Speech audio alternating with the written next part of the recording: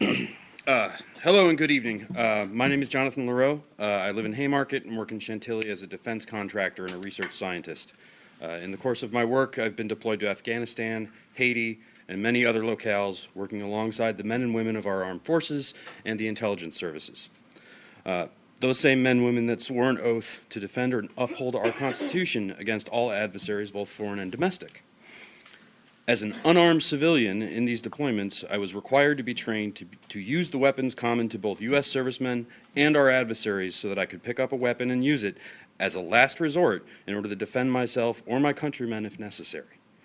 Years ago, my team and I were also outed to some of the drug cartels, and so I have been a quiet Second Amendment advocate and Virginia concealed carry permit holder for some time now. I can no longer stay quiet.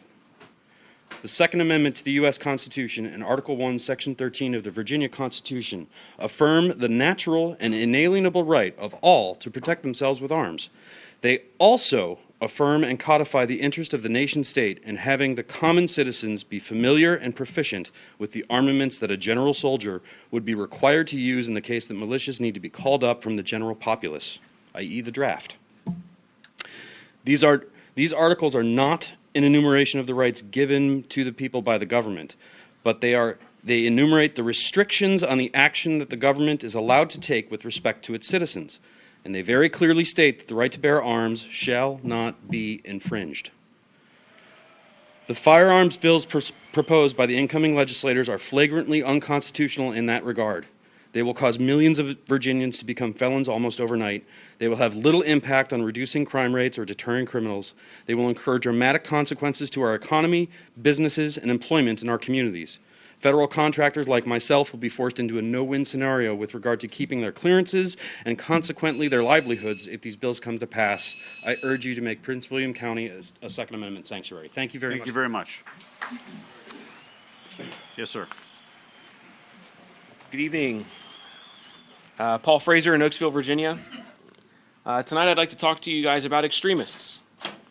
When elected leaders and fellow citizens refer to their neighbors as extremists simply for petitioning their government to uphold the rights that government was designed to protect, there is a fundamental and serious problem, but it is not a gun problem.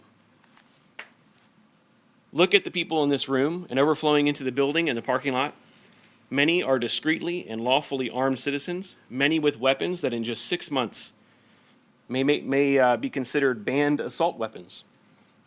In fact, there would be hundreds of future felons standing here in this building today. Yet there is not a single act. Yet there is not a single act of violence or aggression. This very diverse group of people are certainly the most peaceful extremists I've ever known. Or may I propose that the true extremists are the ones who would claim the moral authority to deny their fellow countrymen of their natural rights? The answer to that question, I believe, is truly common sense. Please support the resolution to respect the rights of your constituents and to protect the lives of our public servants and the taxpayers and their hard-earned dollars. Thank you. Thank you. And after Mr.